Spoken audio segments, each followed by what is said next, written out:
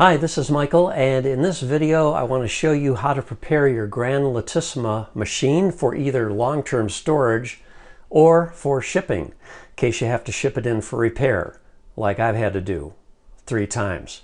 So what you do is, first thing is you want to remove the water tank and just put it aside. Next, open up and close the door. Just want to make sure there are no capsules in there. Then you want to turn the machine on. Just press the on-off button. Wait until the lights stop blinking, which may be up to 30 seconds depending on whether the machine was recently on or not. Then you need to press the hot milk and the flat white buttons for 3 seconds. And then you need to press the espresso button once.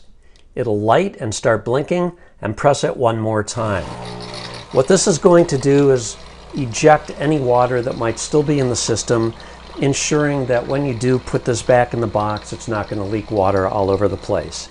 When that is shut off, and you are good to go. And that's all there is to it. I hope this helps you out, and thanks for watching.